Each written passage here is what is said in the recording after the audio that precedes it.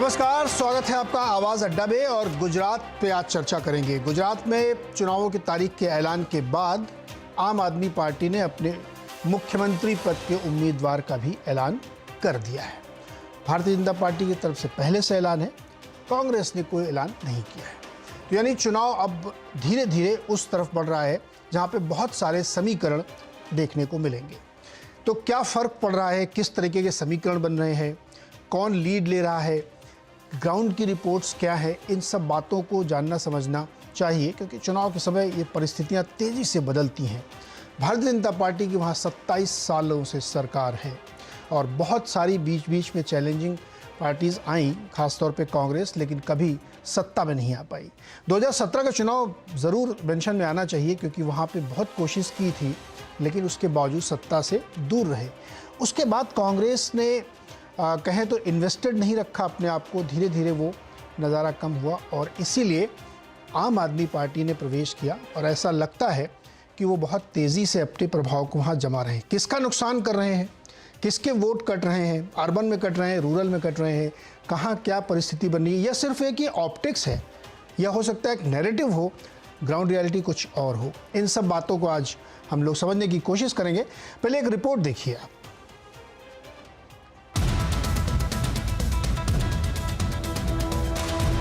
गुजरात में चुनाव की तारीखों के ऐलान के बाद गहमा गहमी और बढ़ गई है। बीजेपी के विजय रथ को रोकने के लिए कांग्रेस और आम आदमी पार्टी ने अपनी ताकत झोंक दी है। अरविंद केजरीवाल ने गुजरात में इसुदान गढ़वी को अपना सीएम पद का उम्मीदवार बना दिया है। केजरीवाल को लगता है कि इस बार गुजरात की जनता परिवर्तन लाएगी। गुजरात एक बहुत बड़े परिवर्तन और बहुत बड़े बदलाव की तरफ जा रहा है। बहुत बड़ा बदलाव होने वाला है। 27 साल तक गुजरात के लोगों के पास कोई विकल्प नहीं था। बहुत उम्मीद, लोगों को उम्मीद है कि महंगाई दूर होगी, बेरोजगारी दूर होगी, उनकी जिंदगी में सुधार होगा, बच्चों को रोजगार मिलेगा, अस्पताल खुलेंगे, स्कूल खुलेंगे। आम आदमी पार्टी गुजरात में महंगाई, बेरोजगारी और किसानों का मुद्दा जोर शोर से उठा रही है। केजरीवाल ने चुनावी रेवड़ियों की भी झड़ी लगा दी है। आपने हाल ही में हुए मोरबी पुल हादसे को भी मुद्दा बनाया है। भाजपा को वोट देंगे तो क्या मौत मिलेगी? ब्रिज में करप्शन होगा, ब्रिज में जा नहीं पाएंगे, मौत मिलेगी। करप्शन इतना है, किसानों को दाम नहीं मिलेगी, बिजली नहीं मिलेगी, बेरोजगार युवाओं के पेपर लीक होंगे। इस बार भाजपा के पन्ना प्रमुख है ना, वो भी आम आदमी को वोट करवेंगे, क्योंकि 1 मार्च से उनकी बिजली फ्री होगी। इधर बीजेपी एंटी इनकम्बेंसी के बावजूद गुजरात में एक बार फिर से सरकार बनाने की तैयारी कर रही है। मोदी और शाह अपने गृह राज्य में धुआंधार प्रचार कर रहे हैं। पीएम मोदी ने पिछले कुछ महीनों में गुजरात को कई सौगातें भी दे दी हैं। बीजेपी मुख्यमंत्री भूपेंद्र पटेल पर ही दाव लगा रही है। बीजेपी का कहना है कि चुनाव में आपके सीएम उम्मीदवार की जमानत जब्त हो जाएगी। उत्तराखंड में कोटियाल साहब को बनाया था, जमानत जब्त हो गई। यहाँ पे भी जमानत जब्त होगी। कैंडिडेट डिक्लेयर करने से कुछ नहीं होगा। आप फर्जीवाड़ा कर कर, हमने लोगों से रिस्पांस लिया, लोगों से फ़ोन किया, सब पता, सब नकली काम हो रहा है। और गुजरात की जनता बहुत समझदार है, सूझवान है, वो इनके धोखे में और भुलेखे में आने वाली नहीं है। कांग्रेस ने भी गुजरात की जनता से कई वादे किए हैं, लेकिन चुनावी मैदान में कांग्रेस का कोई बड़ा चेहरा नहीं दिख रहा है। राहुल गांधी भारत जोड़ो यात्रा पर ध्यान दे रहे हैं। सवाल ये है कि गुजरात के चुनाव में बीजेपी को कौन टक्कर देगा, कांग्रेस या आप? क्या आम आदमी पार्टी गढ़वी के जरिए बीजेपी के गढ़ में सेंध लगा पाएगी? चुनाव में कांग्रेस कमजोर पड़ गई है या फिर वो किसी और स्ट्रेटजी पर काम कर रही है? और क्या मोरबी पुल हादसे का चुनाव में असर दिखेगा? तो चर्चा में आज जिनसे हम बातचीत करेंगे उनसे आपका मैं परिचय करा दूं। हमारे साथ हैं नव गुजरात समय के एडिटर इन चीफ अजय उमत जी, राजनीतिक विश्लेषक संतोष सिंह राठौर जी, साथ ही वरिष्ठ पत्रकार हर्षवर्धन त्रिपाठी जी और सी वोटर के एडिटर खालिद अख्तर जी। आप सबका बहुत बहुत स्वागत है। और हमने आज जानबूझ के राजनीतिक दलों को नहीं रखा कि एक थोड़ी सी गंभीर और डिटेल चर्चा की जाए, समझा जाए कि गुजरात में तस्वीर क्या है, क्योंकि राजनीतिक दल तो आते ही रहते हैं अक्सर शोज़ में। तो इसीलिए एडिटोरियल पैनल हमने बनाया है, जिससे कि थोड़ा सा विस्तार से हम लोग इस चीज़ को समझ सकें। अजय जी, मैं आपके पास आता हूँ। बहुत सारे इश्यूज़ हैं। आम आदमी पार्टी ने अपने मुख्यमंत्री पद का उम्मीदवार घोषित कर दिया। कांग्रेस हालांकि अभी तक पता नहीं उनके यहाँ की क्या स्ट्रेटजी, इन सब चीज़ों चर्चा करेंगे। लेकिन पहले आप मुझे एक बिग पिक्चर जो बन रही है इस वक्त गुजरात की, वो क्या है, ज़रा बताइए। देखिए सर, जो बिग पिक्चर गुजरात में मुझे जो दिख रही है वो ये है कि आज की तारीख में भारतीय जनता पार्टी जो है उसने पिछले चुनाव में जब 99 सीट्स आई उसी दिन से दे रियलाइज कि भाई गुजरात में 99 सीट्स आना ये भारतीय जनता पार्टी जिसके लिए गुजरात एक पॉलिटिकल लेबोरेटरी है उनको जरा भी लाजमी नहीं लगा। आज सब लोग ये कहते हैं 99 सीट्स, लेकिन आप देखिए कि पिछले 5 साल में भारतीय जनता पार्टी ने मेहनत करके कांग्रेस पार्टी के 18 विधायकों को अपने खेमे में ले लिया है। क्राइटेरिया सिर्फ यही था कि विनेबिलिटी, कांग्रेस के ऐसे दिग्गज नेता जो अपनी ताकत पे चुनाव जीत सकते हैं उन सबको भारतीय जनता पार्टी ने अपने खेमे में ले लिया, नंबर 1। तो आज की तारीख में असेंबली की जो स्ट्रेंथ है वो भारतीय जनता पार्टी की 111 है और कांग्रेस की 77 से कम होकर 65 हो गई है, नंबर 1। नंबर 2 के बीजेपी जो है उसने ये ठान ली, और आपने देखे कि 2077 में परफॉर्मेंस 77 था, 99 था, लेकिन 2019 लोकसभा इलेक्शन में भारतीय जनता पार्टी को 26 आउट ऑफ 26 सीट्स मिली और उनका वोट शेयर जो था वो बढ़ के 48% से 54% से ऊपर चला गया। इस बार भी जैसे ही 5 राज्यों के चुनाव पूरे हुए जिसमें उत्तर प्रदेश, उत्तराखंड, गोवा, बाकी राज्यों में भारतीय जनता पार्टी को विजय मिला, 10 मार्च को परिणाम आया और 11 मार्च सुबह 11 बजे प्राइम मिनिस्टर नरेंद्र मोदी गुजरात में आ गए थे और उन्होंने तब से लेके आज तक जो चुनाव की जो तैयारी करनी चाहिए वो पूरी कर ली है। दूसरी तरफ देखा जाए तो कांग्रेस पार्टी जो है उसने पिछले 15-20 दिन से तैयारी चालू की और मैदान में आ गए, लेकिन कांग्रेस पार्टी ने इतनी तैयारी नहीं की जितनी भारतीय जनता पार्टी ने की। आम आदमी पार्टी पिछले 3 महीने से एक्टिव जरूर है, लेकिन ऑप्टिक्स ज्यादा है, सोशल मीडिया में ज्यादा है, उनके पास रैंक, फाइल और ये सब कुछ नहीं है।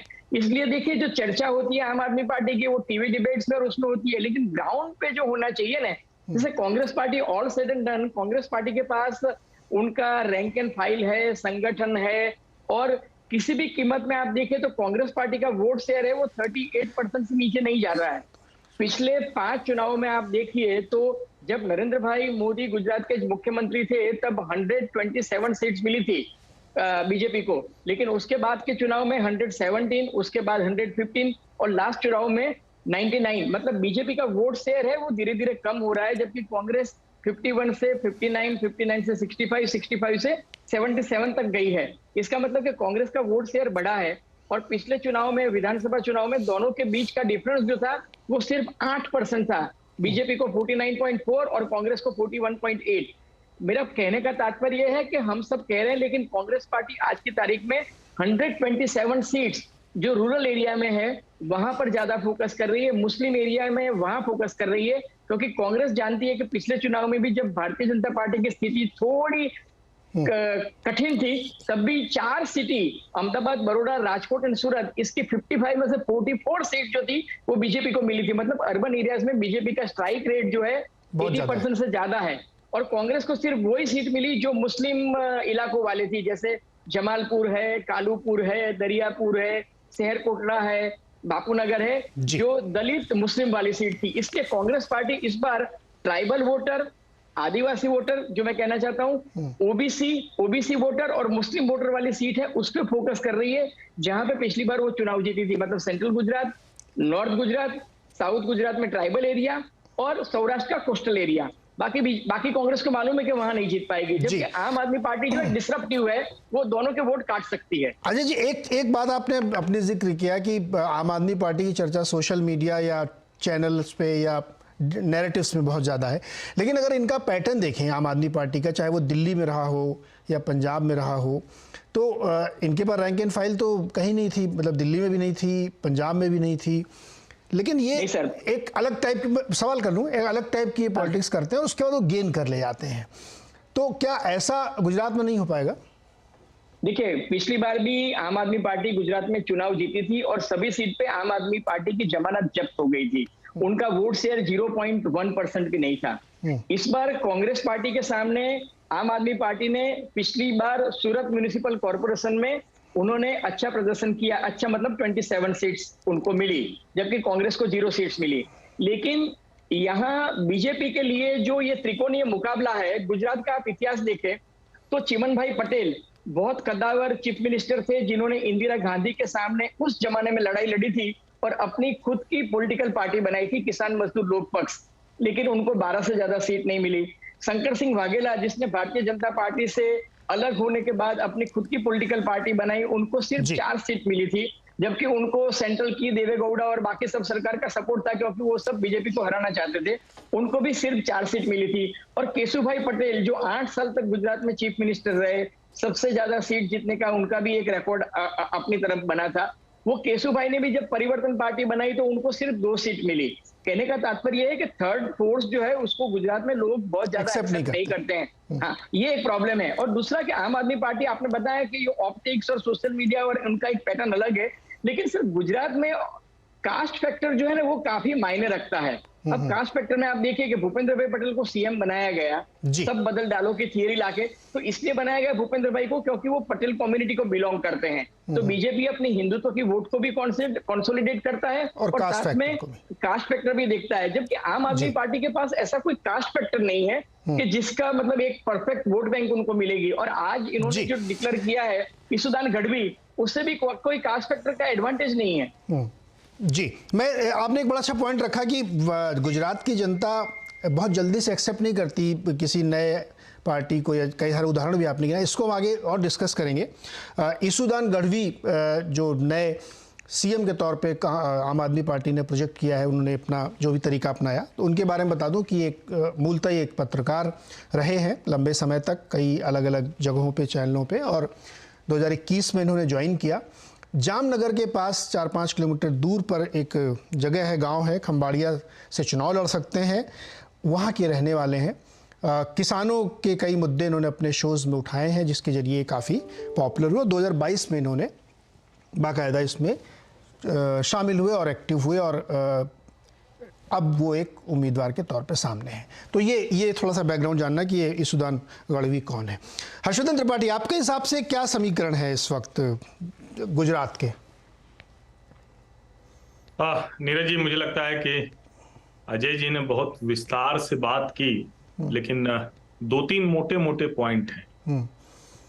गुजरात का चुनाव इस बार कितना बदला है, अगर इसकी बात कहें तो वो एक्स फैक्टर गुजरात में है आम आदमी पार्टी, जो पिछले चुनावों में नहीं हुआ करता था। भारतीय जनता पार्टी और कांग्रेस के अलावा कोई प्लेयर नहीं था। 2 सीटें वो भारतीय ट्राइबल पार्टी को मिल जाए, एक आध एनसीपी जीत जाए, इसके अलावा कुछ निर्दलीय ताकतवर हो जाए, लेकिन किसी का ऐसा पार्टी के तौर पर संगठित कोई पूरे राज्य में कुछ ऐसा बज नहीं था।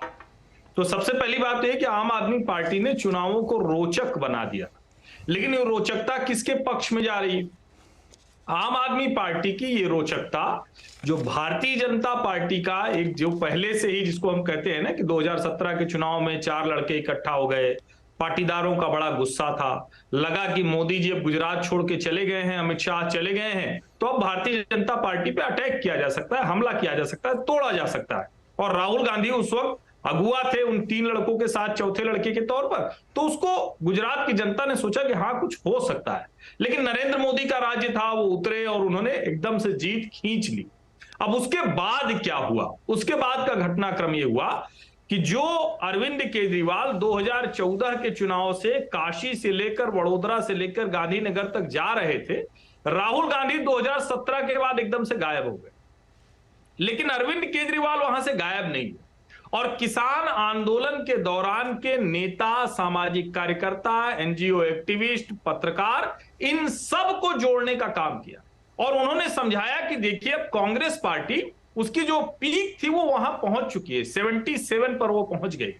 और अगर एक हम हिस्टोरिकली डेटा देखें तो 1998 और 2002 को छोड़ दे तो भारतीय जनता पार्टी लगातार 115 के औसत सीटों पर है। अब पिछली बार वो उससे घटकर 99 रह गई, लेकिन इस दौरान उसने फिर से लगभग वही सीटें कर ली, 111 हो गई तो लगभग 115 का औसत आ गया। अभी की जो स्थिति है, मुझे लगता है कि भारतीय जनता पार्टी इन स्थितियों में रिकॉर्ड विक्ट्री हासिल करने जा रही है, और कांग्रेस पार्टी जिसको हम कहते हैं ना कि सबसे कम सीटों पर जा सकती है, आम आदमी पार्टी के लिए माहौल बड़ा जबरदस्त है, लेकिन माहौल से सीटें मिलेंगी इसमें मुझे संदेह है। माहौल से सीटें मिलेंगी इसमें संदेह है आपको। संतोष राठौर जी हमारे साथ हैं, पॉलिटिकल एनालिस्ट हैं। संतोष जी, क्या जो पूरे तस्वीर अभी 2 लोगों ने बताई उसमें कोई बदलाव आप देख रहे हैं? जैसे एक बड़ा फैक्टर कि अभी अजय जी ने भी इसका जिक्र किया कि आप कांग्रेस बीजेपी ने चुनाव जीतने के बाद इस बात को रियलाइज़ किया कि वो 100 से नीचे आए हैं और काम पे लग गए। कांग्रेस 77 सीटें जीती लेकिन वो काम पे नहीं लगी, वो आराम करे 5 साल तक, उनके 10, 11, 15 चले भी गए। अभी भी ऐसा नहीं लगता कि वो बहुत सीरियसली एक्टिव हैं। ये मेरा परसेप्शन हो सकता है, गलत भी हो। आप बताइए आपके हिसाब से क्या समीकरण है गुजरात में? जी, अजय जी ने जो बताया बिल्कुल सही बताया। पहली बात तो कि भारतीय जनता पार्टी इलेक्शन जीतने के बाद तुरंत ही दूसरे इलेक्शन जीतने की तैयारी तभी से शुरू कर देती है। उसने बूथ लेवल तक का मैनेजमेंट कब से लगभग पिछले 2-3 साल पहले से ही उसने बूथ लेवल तक का भी मैनेजमेंट उसने पक्का कर लिया है। पर एक दूसरी बात यह है कि इलेक्शन जब भी होता है वो माहौल से जीता जाता है। दिल्ली की अगर बात करेंगे या तो पंजाब की बात करेंगे तो 2012-13 के अंदर जो भ्रष्टाचार के विरुद्ध का जो माहौल बना था उसी को लेकर दिल्ली के अंदर आम आदमी पार्टी काफी सारी सीटें जीत पाई। और यही बात रही दिल्ली के चुनाव के पंजाब के चुनाव के वक्त भी। अभी जैसे कि आप देख रहे हो गुजरात के इलेक्शन की बात अगर करते हैं तो माहौल एक बना हुआ है आम आदमी पार्टी के लिए भी। और इस इलेक्शन के अंदर मुझे लग रहा है जो महत्व के जो मुद्दे हैं वो रहेंगे, एक भ्रष्टाचार और महंगाई। भ्रष्टाचार की बात करें तो 2000 की साल में जो गुजरात पर 45,000 करोड़ का जो डेप्थ था वो अभी बढ़कर 2 करोड़ 20 लाख रुपया हो गया है। इतना डेप्थ बढ़ने के बावजूद जो सर 2.20 लाख करोड़ 2,20,000 नहीं 2.20 करोड़। हाँ हाँ, तो ये जो आंकड़े हैं तो ये आंकड़े जहां पर हम देख रहे हैं कि इतना सारा खर्च करने के बावजूद भी जो फैसिलिटीज जो यहाँ के सिटीजन को मिलनी चाहिए वो फैसिलिटीज नहीं मिल रही हैं। अगर स्कूलों की बात करें तो काफी सारी स्कूलों को मर्ज करना पड़ा है या तो बंद करना पड़ा है। अगर अस्पताल की बातें करें तो अभी जो 2-3 दिन पहले जो मोरबी में जो घटना घटी उसी से ही पता चलता है कि हॉस्पिटलों की सिविल हॉस्पिटल जैसे हॉस्पिटल्स की वहां पर यहाँ गुजरात में स्थिति क्या है। और भ्रष्टाचार की ये परिसीमा है कि गर्भ में जब बच्चा होता है तो उसके लिए भी जो पोषण आहार जो प्रधानमंत्री मातृत्व वंदना जैसे अलग अलग पोषण आहार की जो बात है हो रही है तो गर्भ में पड़ा हुआ बच्चा भी भ्रष्टाचार का शिकार बन रहा है, उसका भी भोजन कहीं ना कहीं भ्रष्टाचार खा रहा है। पिछले 2 साल से लगातार एनएफएसए के द्वारा पीडीएस हो या मध्याह्न भोजन हो या तो फिर आंगनवाड़ी, इनके द्वारा 2 साल से लगातार भोजन 5-5 किलो एक्स्ट्रा राशन देने के बावजूद पूरे विश्व के अंदर हमारा हंगर इंडेक्स में 107 नंबर आ रहा है। यानी जो भ्रष्टाचार बढ़ा है तो ये भी एक बहुत बड़ा प्रश्न है। और इसी लड़ाई में मुझे लग रहा है कि आम आदमी पार्टी के लिए एक अच्छा वातावरण बन रहा है। जी खालिद अख्तर भाई, हम लोग चूंकि चुनाव आचार संहिता के बंधन में है तो इसलिए हम लोग किसी नंबर का बात नहीं करेंगे, लेकिन चूंकि आप एक प्रोसेस से जुड़े रहे हैं और बहुत ग्राउंड रिपोर्ट का अनुभव है आपको, आपने 3 लोगों को सुना अभी। संतोष जी कह रहे हैं कि ग्राउंड पे लोगों को वो फैसिलिटीज़ नहीं मिली जिसके वो हकदार थे। सवाल मेरा आपसे ये है कि फिर 27 साल से ऐसा क्या कमाल बीजेपी कर रही है जिससे कि लोग उसको बार बार चुन लेते हैं? देखिए, जैसे मैंने तीनों स्पीकर्स को सुना इससे पहले, हम लगातार सर्वे करते हैं। बिना फिगर कोट किए मैं कुछ बातें बताऊंगा कि हमारे सर्वे में भी आता है कि क्या कहते हैं, बेरोजगारी वहाँ एक बहुत बड़ा मुद्दा है। काफ़ी सारे लोग वहाँ कहते हैं बेरोजगारी के बारे में अपना कंसर्न जताते हैं। और अगर मैं कुछ एक बिजनेस स्टैंडर्ड की एक रिपोर्ट भी कोट करूं तो गुजरात में तकरीबन 30 लाख जो है नरेगा जॉब कार्ड होल्डर्स हैं, जिसमें से 15 lakh active job card holders हैं। और अभी कुछ दिन पहले एक वहाँ पे तलाटी, जो वहाँ पे बहुत लोकल विलेज लेवल की एक नौकरी होती है, 3400 नौकरियाँ निकली थी, में तकरीबन 17 लाख लोगों ने अप्लाई किया था। तो ये बताता है कि वहाँ पे बेरोजगारी की प्रॉब्लम किस तरह की है। वहाँ पे किसानों के मुद्दे पे भी लोग कहते हैं अच्छे खासे तादाद में, कई फीसद लोग कहते हैं कि साहब किसानों का मुद्दा वहाँ पे एक बड़ा मुद्दा है, किसानों की परेशानियाँ उनके लिए एक बड़ा मुद्दा है। बेसिक इंफ्रास्ट्रक्चर की वहाँ पे लोग कहते हैं वो है। लेकिन इन सब चीज़ों के बावजूद भी बीजेपी क्यों जीत रही है, उसमें 2-3 वजह हैं। ख़ास तौर से इस बार के अगर हम चुनाव में की बात करें तो सबसे बड़ा, जैसा कि हर्षवर्धन त्रिपाठी जी ने कहा कि वहाँ पे इस बार का एक्स फैक्टर है आम आदमी पार्टी। आम आदमी पार्टी की एंट्री और उसके बस क्रिएट करने की वजह से क्या हुआ है कि जो एंटी इनकम्बेंसी वोट या अपोजिशन वोट था उसमें वर्टिकल डिवाइड हुआ है। और उस वर्टिकल डिवाइड में जो आम आदमी पार्टी के पास जो वोट आ रहा है वो तकरीबन 80% जो है वो कांग्रेस का वोट आ रहा है और 20% जो है वो भाजपा से आ रहा है। वो नुकसान दोनों को कर रही है, लेकिन ज़्यादा नुकसान वो कांग्रेस को कर रही है। और जैसे जैसे आम आदमी पार्टी का वोट शेयर बढ़ेगा, कांग्रेस का और बीजेपी का वो गैप जो है वो बढ़ता जाएगा और बीजेपी की जीत जो है और बड़ी होती जाएगी। दूसरी वजह है कि इन सब परेशानियों के बावजूद, इन सब मुद्दों के बावजूद जब हम लोगों से बात करते हैं कि साहब, इसके साथ साथ मैं आपको बता दूं वहाँ के सीएम की भी बहुत अच्छी अप्रूवल रेटिंग नहीं आती है। सीएम वहाँ के बहुत ज़्यादा पॉपुलर नहीं है, लेकिन वहाँ पे जो पीएम की जो पॉपुलैरिटी रेटिंग है वो बहुत ज़्यादा हाई है। ठीक है, वहाँ पे लोगों का जो कनेक्ट है पीएम के साथ वो बहुत ज़्यादा है। क्योंकि पीएम खुद गुजरात से आते हैं, खुद वो सीएम रहे भी हैं और लगातार वो जब उन्हें मालूम होता है कि लोगों के क्या क्या मसले हैं या बीजेपी के कुछ कहीं पे भी कभी भी अगर स्लिपरी ग्राउंड पे खड़ी है तो बहुत एग्रेसिवली जो है वहाँ जा करके अपना कैंपेन शुरू कर देते हैं। अगर हम पिछले कुछ महीनों की बात करें तो 10 मार्च को 5 सूबों के चुनावों के नतीजे आए थे, जिसमें से कि 4 में बीजेपी जीती थी। लेकिन अगर याद हो आपको तो नेक्स्ट डे ही वहाँ पे पीएम का जो है रोड शो था गुजरात में। तो ये दिखाता है कि वो, क्योंकि उन्हें मालूम था कुछ दिनों बाद ही गुजरात में चुनाव है और क्या सिचुएशन, ग्राउंड सिचुएशन उनको पता थी कि हम जो उनके वहाँ पे मुख्यमंत्री हैं वो बहुत ज़्यादा पॉपुलर नहीं हैं, उनकी बहुत ज़्यादा रेटिंग नहीं है, वो भी जान रहे होंगे। तो उन्हें ये पता था, तो उनके फिर इलेक्शन जिताने के साथ सारी जिम्मेदारी पीएम के ऊपर आ जाती है और पीएम ही का जो चेहरा है, पीएम की ही जो पॉपुलैरिटी रेटिंग है, उसी के दम पे जो है भाजपा ये 27 साल बाद फिर से जीतने के कगार पे है, ये जीतती हुई दिख रही है और उनकी जीत और बड़ी हो रही है आम आदमी पार्टी की वजह से, जिसकी वजह से कि अपोजिशन का वोट स्प्लिट हो रहा है और ज़्यादातर वोट जो है वो कांग्रेस की तरफ से वो उधर से शिफ्ट हो रहा है। तो ये एक मोटी बिग पिक्चर हमने समझी। अब थोड़ा सा इसको डाइव इन करते हैं, डीप डाउन करते हैं इसमें। अजय जी, आपने कई सारे पॉइंट रखे, बहुत सारे वहाँ पे जाति समीकरणों की आपने चर्चा की, खास तौर पे जो सौराष्ट्र वाला इलाका है। अच्छा, पाटीदार आंदोलन जो चल रहा था उसके 2-3 लड़के तो उधर ही चले गए बीजेपी में। सूरत एक प्लेस है जहाँ पे आम आदमी पार्टी ने ग्राउंड लेवल पे थोड़ा सा सीटें जीती हैं पार्षदों की। सवाल जो संतोष जी कह रहे थे कि काम नहीं हुआ है, ग्राउंड पे लोग नाराज़ रहते हैं, तो मेरा वही सवाल है जिसको मैं रिफ्रेश कर रहा हूँ कि जब वोट डालने आदमी जाता है तो ये फैक्टर्स के लिए मैटर नहीं करते। क्या मोदी जी का ऑरा इतना बड़ा है, उनके प्रति लोगों का प्रेम सम्मान इतना बड़ा है कि वो गुजरात के हैं, उनसे बड़ी कोई चीज़ नहीं है? या ये भी हो सकता है कि उतना ज़्यादा तस्वीर बनाई जा रही है कि बहुत ज़्यादा वहाँ पे लोग दिक्कत में है? ऐसा नहीं एक्चुअली, क्योंकि गुजराती तो बहुत ही बिजनेस और एंटरप्रेन्योर कम्युनिटी मानी जाती है। आपके हिसाब से ग्राउंड पे लोगों के मन में वो क्या एक्स फैक्टर है जो बहुत प्रयास के बाद भी वोट में कन्वर्ट नहीं होता किसी के लिए? आप माहौल कितना ही बना लीजिए।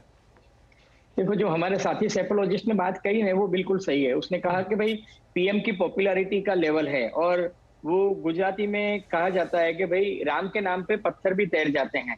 तो नरेंद्र मोदी जी के नाम पे काफी उम्मीदवार चुनाव जीत जाते हैं और वो ये कहते हैं कि भाई आप ये कैंडिडेट को मत देखिए, आप ये देखिए कि आप मुझे वोट दे रहे हो। तो जब मोदी जी इस अपील पे आ जाते हैं तो लोग जो है मोदी जी को वोट देते हैं।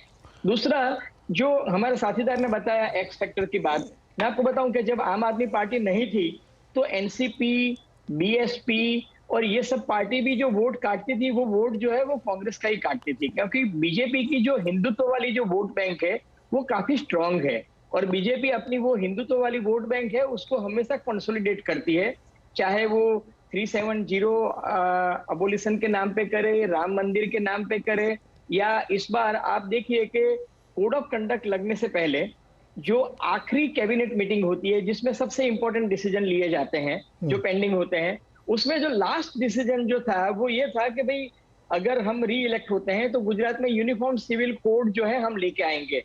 यही बात आपको याद होगी कि उत्तराखंड के चुनाव में भी लास्ट कैबिनेट मीटिंग में उन्होंने यही कहा था कि हम यूनिफॉर्म सिविल कोड लेके आएंगे। उसके बाद उस दिन शाम को एक एडमिनिस्ट्रेटिव ऑर्डर निकलता है जिसमें गुजरात में जो मुस्लिम और हिंदू जो डिस्टर्ब एरिया एक्ट है, ताकि मुस्लिम जो है हिंदूज की प्रॉपर्टी ना खरीद सके, ऐसा एक एडमिनिस्ट्रेटिव ऑर्डर निकल जाए कि भाई ये फला फला एरिया है, यहाँ पर बोले आप जो है हिंदूज की प्रॉपर्टी नहीं खरीद सकते हैं। उसके बाद यूपी में आपने देखा होगा कि योगी जी का बुलडोजर चलता था। गुजरात में भी द्वारका के पास बुलडोजर चला है जहां मुस्लिम लोगों ने इलीगली एनक्रोचमेंट किया था द्वारका और बेट द्वारका के बीच। तो मोदी जी ने उनकी सराहना करते हुए एक पब्लिक मीटिंग में कहा कि देखिए हमारे मुख्यमंत्री जो है वो मृदु है, मक्कम है, लेकिन काम कितना बढ़िया करते हैं कि बिना कोई पब्लिसिटी लिए उन्होंने साइलेंटली देखो कितना बढ़िया काम कर दिया। और ऑडियंस में से जोर से आवाज आने लगी कि नरेंद्र मोदी जिंदाबाद, भूपेंद्र भाई जिंदाबाद। The point I am making is कि ये लोग जो है अपने हिंदुत्व की वोट बैंक को इतना सुदृढ़ करते हैं, और वहां अगर केजरीवाल घुसने की कोशिश करे तो हिंदुत्व में कुछ नहीं होता। पिछली बार भी राहुल गांधी बेचारे जनेऊ पहन के 35 मंदिरों में पहुंच गए थे, है ना, लेकिन फायदा कुछ नहीं हुआ। वो सोमनाथ भी गए, द्वारका भी गए, अंबाजी भी गए, डाकोर जी भी गए, उससे कुछ फायदा नहीं होता। तो बीजेपी के जो हिंदुत्व की जो वोट बैंक है ना वो काफी स्ट्रांग है। बट मैं ये जरूर कहूंगा, जो राठौड़ साहब बता रहे थे, गुजरात में unemployment is an issue. Gujarat में महंगाई इस बार बहुत बड़ा इश्यू आया है। अभी रिसेंटली एक सर्वे आया है, उसमें आया था कि पिछली बार जो चुनाव था उसमें महंगाई का इश्यू 15% था। इस बार जो है प्राइस राइज महंगाई का इश्यू है वो 52% बता रहा है। इसका मतलब लोगों में नाराजगी है, लोग दुखी है, व्यथित है, लेकिन एट द सेम टाइम उनको लगता है कि there is no alternative to Modi और बीजेपी गवर्नमेंट, क्योंकि कांग्रेस जो है वो एक स्ट्रॉन्ग ऑपोजिशन भी नहीं बन पाई है, तो ऑप्शन बनने का तो सवाल ही नहीं आता है। और जब तक ट्रायंगुलर फाइट होती है ना तो उसमें एडवांटेज बीजेपी होता है। मैं एक पॉइंट कह के अपनी बात पूरी करूंगा कि बीजेपी के लिए गुजरात उनकी पॉलिटिकल लेबोरेटरी है। उन्होंने ये एक्सपेरिमेंट गांधीनगर में म्यूनिसिपैलिटी इलेक्शन में करके देखा कि अगर आम आदमी पार्टी और कांग्रेस दोनों अगर मैदान में आती है तो क्या होता है। तो सर हुआ ये कि गांधीनगर जो था it was the strongest bastion of Congress party. जब मोदी जी सीएम थे तब भी गांधीनगर की सीट कांग्रेस पार्टी जीतती थी। 2011 और 2016 में महानगर पालिका के चुनाव में कांग्रेस पार्टी जीती। 2021 में भी कांग्रेस जीत सकती थी, लेकिन आम आदमी पार्टी की एंट्री से क्या हुआ कि 29% वोट कांग्रेस को मिले, 21% वोट जो थे वो आम आदमी पार्टी को मिले, and with 46% votes out of 44 seats 41 seats जो है वो बीजेपी जीत गई, जबकि विथ 21% वोट शेयर आम आदमी पार्टी को सिर्फ 1 सीट मिली, and with 29% BJP Congress party को सिर्फ 2 सीट्स मिली। तो आप देखिए कि जब ये ट्रायंगुलर फाइट होती है तो फायदा हो जाता है, उसका बहुत बहुत ज्यादा फायदा मिलता है। जी संतोष जी, आपने जो बात रखी भी इसमें जो अजय जी कह रहे थे कि हिंदू कंसोलिडेशन और जो अभी यूसीसी की बात कर भी दी गई है, केजरीवाल जी ने भी एक प्रयोग करने की कोशिश की जब वो उन्होंने कहा कि नोट पे गणेश जी लक्ष्मी जी की फ़ोटो छाप दीजिए, बनाने की कोशिश की, लेकिन अब वो एकदम उस पर शांत हो गए हैं। क्या वो बीजेपी के पिच में जाके खेलने की कोशिश कर रहे हैं जहां उनकी मास्टरी है? अब ओरिजिनल में आदमी जाएगा ना, फिर इनको क्यों चुनेगा? नीरज जी, ये हमारे पूरे भारत देश का एक दुर्भाग्य है कि जब भी इलेक्शन आता है तो हम जातिगत समीकरणों के आधार पर और इसी तरह से वोट भी हम बांटते हैं। सही में तो जो नागरिक है, नागरिकों को जो सुख सुविधा जो मिलनी चाहिए, आज लोकशाही में नागरिक मालिक है और उसको जो सुख सुविधा मिलनी चाहिए जो बेसिक लेवल की है, अगर उसी पर ही उसी मुद्दों पर अगर चर्चा होती है तो उन चर्चाओं को ज्यादा बढ़ाया चढ़ाया नहीं जाता है। अब जो अभी अजय जी ने जो बात की कि पिछले इलेक्शन में राहुल जी भी जनेऊ पहन के अगर अलग अलग जगहों पर घूमे थे, परंतु जो आम आदमी पार्टी है वो एक मॉडल है उसके पास अभी जो उसने दिल्ली में अपनाया हुआ है और बनाया हुआ है। और दूसरी बात, इतने सारे अलग अलग राशि देने के बावजूद उनके 5 साल का जो रेवेन्यू है वो सरप्लस है लास्ट 5 साल का। उनको दिल्ली सेंट्रल गवर्नमेंट से जो अनुदान की राशि मिल रही है वो भी 16-17 में 2,184 करोड़ रुपया 17-18 में कर दी गई थी। फिर भी उन्होंने 40% यूनिट इलेक्ट्रिसिटी वगैरह अलग अलग जो उनकी जो सुख सुविधा है नागरिकों की वो बढ़ाई है। तो यह उन्होंने एक मॉडल प्रस्तापित किया है। वे व्यक्तिगत चुनाव में और उसमें नहीं जाना चाहते, वो एक बढ़िया बात है और यही बात सभी नागरिकों को स्वीकारनी चाहिए। संतोष जी, इसमें एक पॉइंट मैं ऐड करना चाहता हूं। जो आप कह रहे हैं ना कि फ्री बिजली दी और उसके बाद भी सरप्लस बजट है, इसमें थोड़ा सा एक पेच है। इन्होंने क्या रेगुलेटरी एसेट क्रिएट कर दी है, यानी कि जो बिजली कंपनियों ने फ्री में बिजली दी है, तो देखिए बिजली की मान लीजिए 5 रुपए पर यूनिट कॉस्ट है, आप जनता से नहीं ले रहे हैं तो कोई तो उसको पे करेगा, तो गवर्नमेंट पे करेगी।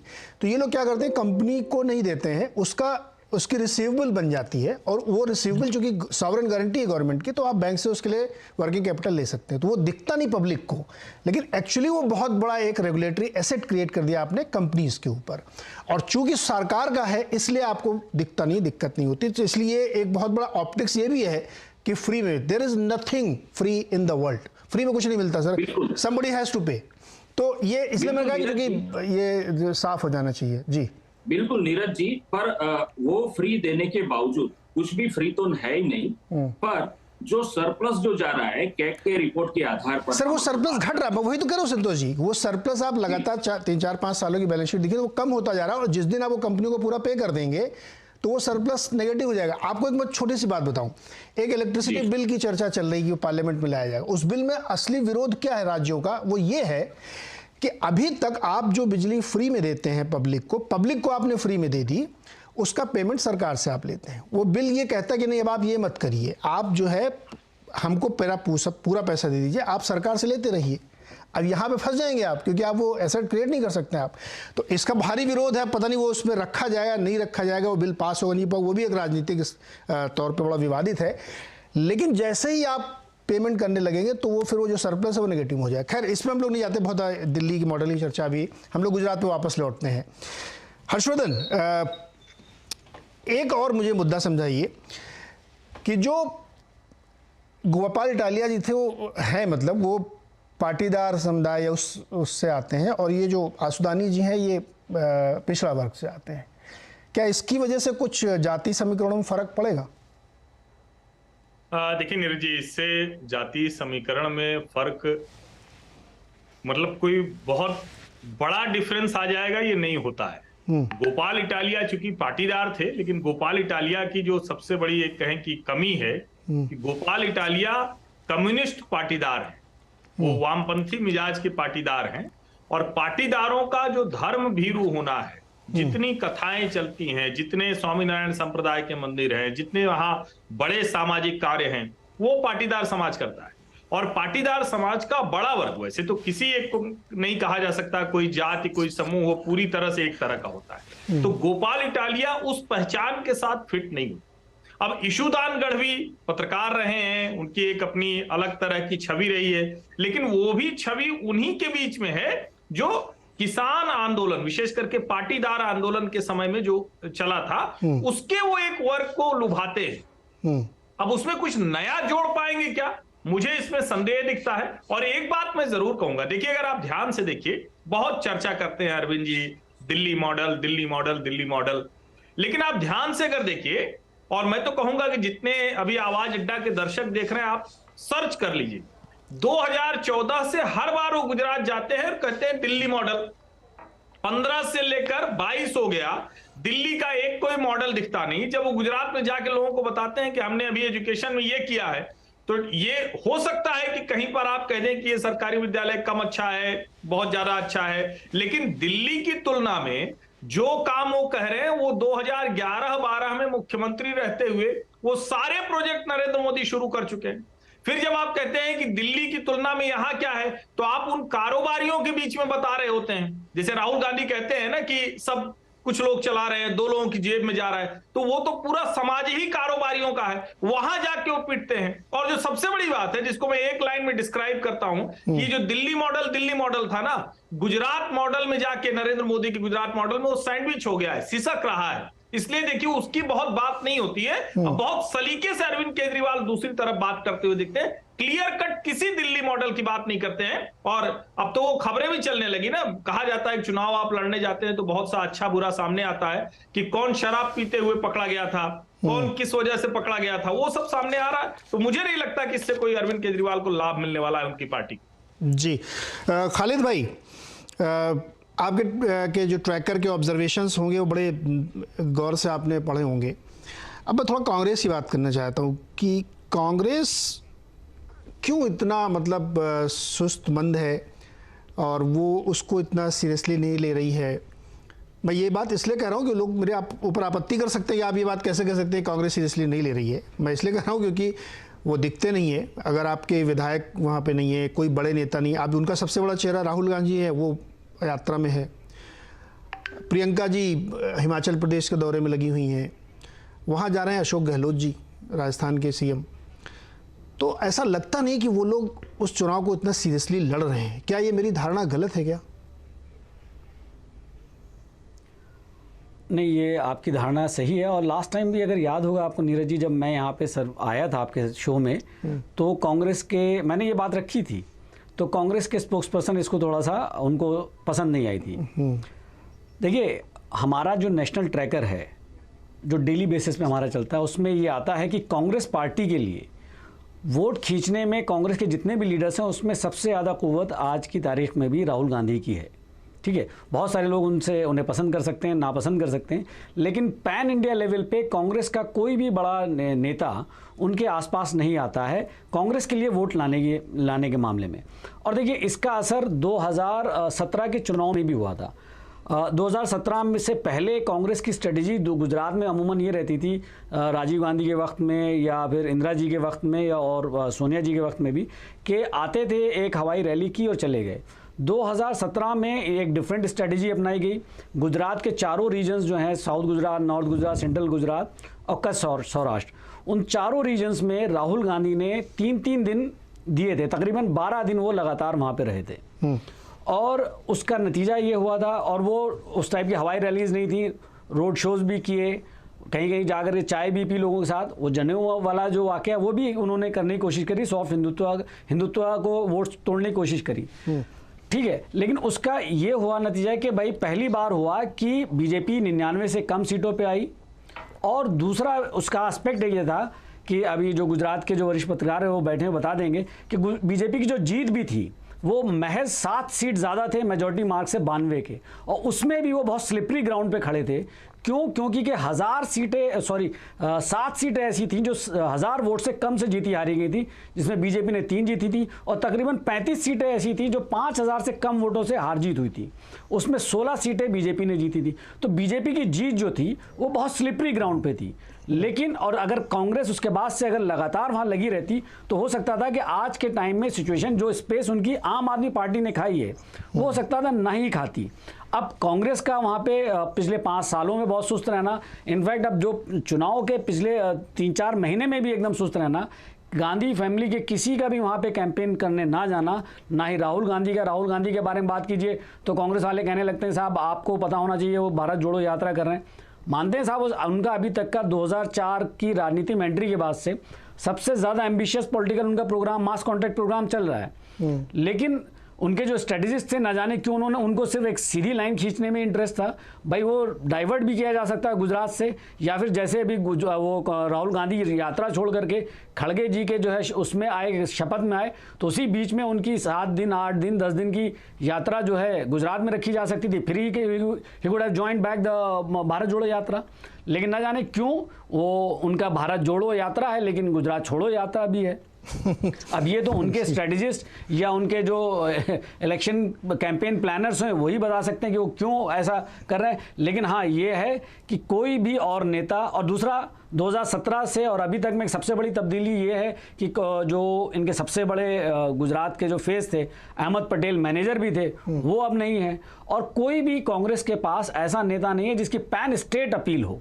ठीक है, इन सारी चीज़ों को देखते हुए और कांग्रेस ने जिस हिसाब से ज़मीन छोड़ी और आम आदमी पार्टी ने आकर के वहाँ पे, हर्षवर्धन जी अभी कह रहे थे दिल्ली मॉडल, उसमें लाख खामियां हो सकती हैं, लेकिन आपको एक चीज़ एक्सेप्ट करनी पड़ेगी कि अरविंद केजरीवाल अपना जो भी मॉडल है उसकी वो मार्केटिंग करने में बहुत एग्रेसिव रहते हैं। ये तो मानना पड़ेगा, कोशिश करते हैं।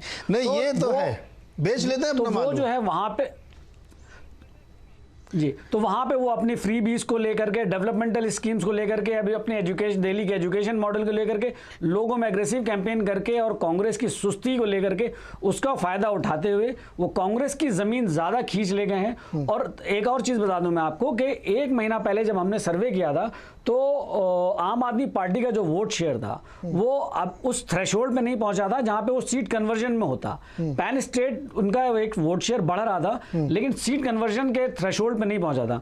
लेकिन पिछले 1 महीने से अभी जो हमारा लेटेस्ट जो डाटा है वो ये दिखा रहा है कि वो उस थ्रेशोल्ड पे पहुंच रहे हैं जहां उनका सीट कन्वर्जन में होना शुरू हो गया है और लगातार थोड़ा थोड़ा वोट शेयर बढ़ा रहा है, जिसमें कि वो 80% जो है वोट खींच रहे हैं कांग्रेस से। तो अगले 1 महीने में देखना होगा कि क्या वो उस लेवल तक जा पाएंगे कि जहां पे जाकर के वो कांग्रेस को as a main opposition replace कर सकें। अगर ऐसा होता है तो कांग्रेस के लिए तो खैर बहुत ज़्यादा परेशानी की बात है ही है, लेकिन आने वाले वक्त में ये बीजेपी के लिए भी परेशानी की बात हो सकती है, क्योंकि हमने आम आदमी पार्टी की जो पॉलिटिकल हिस्ट्री है उसमें देखा है कि एक बार वो अपोजिशन में या ठीक ठाक पोजीशन में आने के बाद सेकेंड टाइम वो एग्रेसिवली बहुत ज़्यादा तरीके से पावर में ही आ जाते हैं। और आज की तारीख में बीजेपी के बाद और कांग्रेस के अलावा अकेली पार्टी है जिसके 2 सूबों में चीफ मिनिस्टर्स हैं। और बहुत इंटरेस्टिंग होगा कि अगले 1 महीने में क्या पॉलिटिकल डेवलपमेंट्स होते हैं गुजरात। करेक्ट, ये पॉइंट है, इसीलिए हम लोगों का इस पर चर्चा भी होनी चाहिए कि एग्रेसिवली बहुत काम कर रहे हैं। पता नहीं, आपने सही कहा कि मतलब मॉडल कोई भी हो, कांग्रेस का तो वहाँ पे बहुत बड़ा स्टेक है, वहाँ पे तो सरकार चलाई है, वो इतने ग्राउंड लेवल पे उनके कामकाजी कार्यकर्ता हैं, फिर भी वो अपने प्रोडक्ट को इतना एग्रेसिवली सेल नहीं कर रहे। प्रोडक्ट और सेल शब्द को नेगेटिव न लें, क्योंकि राजनीति में भी आप बहुत सारी चीज़ें लोगों को क्या दिल जीतने के लिए करते हैं, तो हम लोग उसको बिजनेस की लैंग्वेज में कह रहे हैं कि आपका यूएसपी क्या है, वो दिख नहीं रहा है। और सबसे बड़े चेहरे गायब, जो आपने भी नारा दिया था कि भारत जोड़ो गुजरात छोड़ो, ये एकदम साफ दिख रहा है यहाँ पे। एक छोटा सा मुझे ब्रेक लेना है, ब्रेक से लौट के आगे इस चर्चा को आगे बढ़ाएंगे और अजय जी से भी समझेंगे कि क्या कोई अंदर खाने में दूसरी स्ट्रेटजी जो हम लोगों को दिख नहीं रही है, ग्राउंड पे हो सकता कुछ और चल रहा हो कांग्रेस का। ब्रेक के बाद बात करेंगे। स्वागत है एक बार फिर से आपका आवाज अड्डा में, और आज हम बातचीत कर रहे हैं गुजरात चुनाव की, जहां पे 2 पार्टियों ने ताल ठोक दिया है, अपने मुख्यमंत्री के चेहरे सामने रख दिए हैं, अपनी स्ट्रेटजी सामने रख दी, अपना पूरा प्लान सामने है और लड़ाई की तैयारी चल रही है, लड़ाई चल रही है। लेकिन कांग्रेस की तरफ से ना स्ट्रेटजी दिखती है, ना नैरेटिव दिखता है, ना प्रचार बहुत एग्रेसिवली दिख रहा है, ना ही उनका कोई सीएम का फेस भी उन्होंने अब तक तय किया है। अजय जी, क्या है स्ट्रेटजी कांग्रेस, क्या मतलब कैसे लड़ रहे हैं चुनाव, हमको थोड़ा समझाइए। हम लोग तो बिल्कुल मुंबई में बैठ के समझ में नहीं आता क्या प्लान कर रहे हैं वो लोग। देखो sir, Congress has virtually miss the bus. जो उनको, जैसे कि खालिद साहब ने समझाया, उनको पहले से एक्टिव होना चाहिए था, वो नहीं हुआ। जबकि मोदी जी ने कोई चांस नहीं लिया। 10 मार्च के बाद, 11 मार्च के बाद उन्होंने की, मैं उसको रिपीट नहीं करना चाहता हूँ। तो कांग्रेस जो थी वो, आप सोचिए कि करीब 1.5-2 साल तक तो मतलब चुनाव हारने के बाद, 2009 के बाद, मतलब पार्टी के लीडर ने इस्तीफा दे दिया, प्रदेश प्रमुख ने दे दिया, लीडर ऑफ अपोजिशन ने दे दिया, लेकिन न उनको बदला गया, न संगठन के यहाँ चुनाव हुए। आपने देखा होगा कि दिल्ली में भी राहुल गांधी जी के रेजिग्नेशन के बाद मतलब जो चुनाव होने थे, अभी खड़गे जी का चुनाव हुआ है ना। The point I am making कि संगठन जो कांग्रेस पार्टी का होना चाहिए वो बना ही नहीं गुजरात में। ओके, उसके बाद गहलोत जी को जिम्मेदारी सौंपी दी, लेकिन गहलोत साहब जो थे वो कांग्रेस पार्टी के प्रेसिडेंट बनना चाहते थे, सीएम सीट राजस्थान के नहीं छोड़ना चाहते थे। उस इश्यू में गहलोत साहब भी काफी उलझे हुए रहे और उन्होंने गुजरात पे इतना ज्यादा ध्यान नहीं दिया जितना उनको देना चाहिए था। अभी उनकी स्ट्रेटेजी ये है कि भाई अर्बन एरियाज छोड़ दो, हम अहमदाबाद, बड़ौदा, सूरत, राजकोट में चुनाव नहीं जीतने वाले हैं, क्योंकि उनको मालूम है कि भाई ये सीट बीजेपी की काफी स्ट्रांग होल्ड है।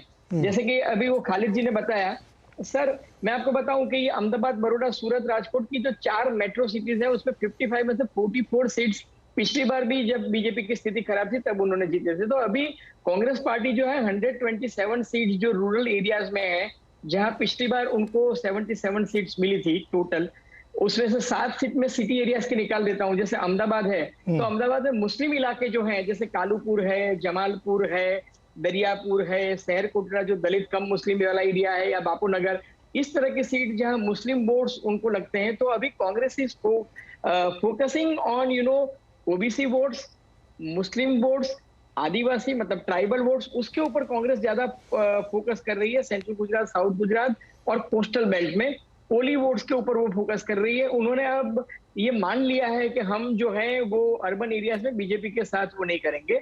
साथ ही उनकी दूसरी स्ट्रेटेजी ये है कि उनके जो निराश वोटर्स जो हैं, जो अभी तक वोटिंग करने के लिए नहीं आते थे, उनको वापस उत्साहित किया जाए।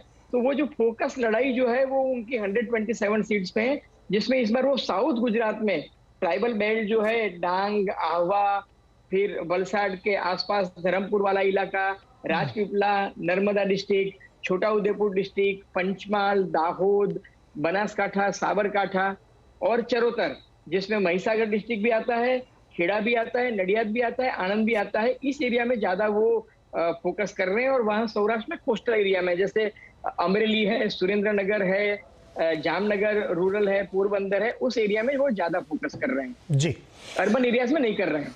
तो स्ट्रेटजी उनकी ये है कि 127 जो है उस अर्बन के छोड़ करके उस पे फोकस करें और ज़रूरत की सीटें वहाँ से जीतने की कोशिश करें। संतोष जी, आपका अनुमान क्या कहता है? क्या ये कांग्रेस की जो स्ट्रेटजी वर्क कर रही है कि करेगी नहीं करेगी? आपका क्या अनुमान है? जी, 2017 की अगर बात करें तो जो वोटिंग शेयर था वो 49% बीजेपी और 43% जितना कांग्रेस के शेयर में था। जो डिफरेंस है वो काफी कम है, पर जो सक्रियता होनी चाहिए जो कांग्रेस में, वो कांग्रेस में सक्रियता नहीं है। तो इसकी वजह से कांग्रेस को मार तो पड़ेगा ही, जैसे कि बाकी भी सारे जो हमारे जो मित्र बता रहे हैं उसी हिसाब से ही कांग्रेस सक्रिय नहीं है। तो कांग्रेस जब सक्रिय नहीं है तो उसको मार तो जरूर ही पड़ेगी। और हो सकता है कि इसका एक दूसरा भी परिणाम आए कि उनकी जो सीटें हैं और जो मार्जिन सीटें हैं वो कोई अदर पार्टीज को भी मिल जाए। क्या ऐसा भी है क्या कि वो लोग मतलब कार्यकर्ता उनके बहुत एक्टिव है, बड़े नेता भले ही ना पहुंच रहे हो वहां पे, ऐसा भी है क्या? नहीं, कार्यकर्ता तो बड़े अगर नेता जब एक्टिव होते हैं तो ही कार्यकर्ता तो एक्टिव होते हैं। तो अगर जब बड़े नेता ही एक्टिव नहीं है तो कार्यकर्ता एक्टिव नहीं हो सकते हैं। हर्षवर्धन जी, ये तो आम आदमी पार्टी के लिए वरदान है एकदम कि कांग्रेस इनएक्टिव बनी रहे, या मैं थोड़ा सा लिबर्टी लेके कहूँ कि वॉकओवर दे दिया है कि आप ही लड़ लो फिर? नहीं नीरज जी, निश्चित तौर पर। और मुझे एक बात जो सचमुच लगता है कि कांग्रेस को पता नहीं ये समझ में आ रहा है कि नहीं, और उनके प्रवक्ता तो बहुत नाराज हो जाते हैं इस बात से कि हम लोग क्यों ये टिप्पणी करते हैं कि भारत जोड़ो यात्रा छोड़कर उनको गुजरात जाना चाहिए। लेकिन इस बात को भारतीय जनता पार्टी भी समझ रही। वहां लोग कहने लगे हैं कि ये चुनाव तो देखिए क्लियर है, इस चुनाव में तो कोई ऐसा नहीं, लेकिन अगर आम आदमी पार्टी का ये बज़ बना रहा, और खालिद भाई कह रहे हैं चूंकि ये लोग लगातार सर्वे कर रहे हैं, बहुत से लोगों से बात करते हैं, तो इसलिए इनको बहुत सी चीजें समझ में आती हैं, तो ये तो बहुत ज्यादा वोट प्रतिशत दे रहे हैं। मुझको नहीं लगता कि आम आदमी पार्टी इतना आगे जा पाएगी कि वो सीटें ले पाए।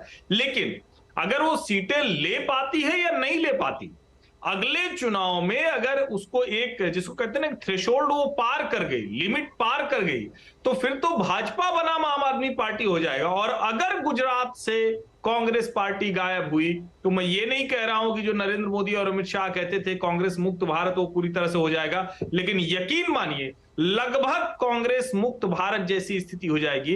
भले 27 साल से कांग्रेस गुजरात में सत्ता में नहीं है, लेकिन कैडर उसका देश में सबसे मजबूत गुजरात में है। अगर वो हिल गया तो कांग्रेस देश में हिल जाएगी, इसको समझना चाहिए। और राहुल गांधी समझे, गुजरात आके डेरा डाले, लेकिन वो तो शायद इस बात को समझने को तैयार नहीं। वो कहां क्या जोड़ रहे हैं ये किसी को समझ में नहीं आ रहा है। अच्छा, वो लोग कहते हैं कि ये भारत जोड़ो यात्रा, इसका चुनाव से क्या लेना देना, लेकिन देखिए अभी थोड़े दिन पहले ही ऐलान कर दिया उन्होंने खड़गे साहब ने कि गैर बीजेपी की सरकार बनेगी 24 में, अगर तो राहुल जी पीएम होंगे।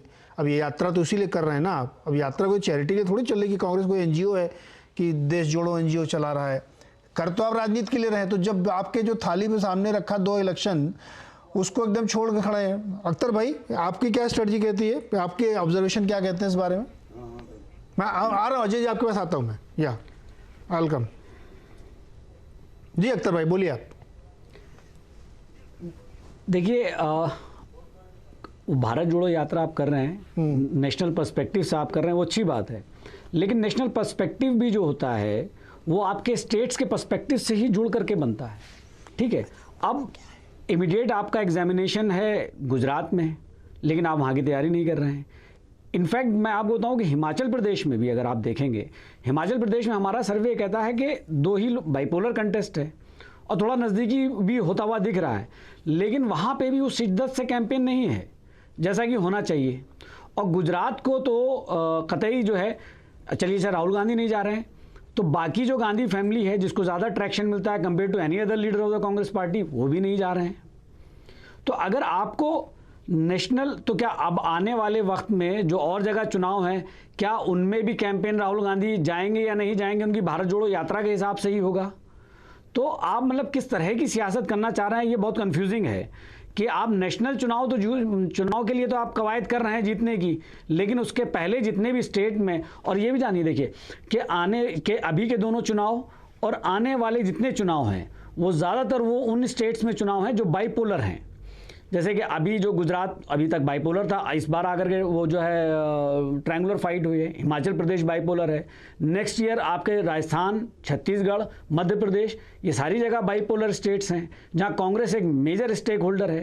तो कहीं पे भी, बल्कि कि आप देखेंगे तो इन और जगहों पे बीजेपी ने अपनी कवायद शुरू कर दी है, लेकिन कांग्रेस की चुनाव जीतने के नज़रिए से जो है कोई कवायद लग नहीं रही है कि असेंबली इलेक्शंस में बहुत ज़्यादा जो है वो फुल थ्रॉटल या एनर्जी लगाना चाह रही है जीतने के लिए।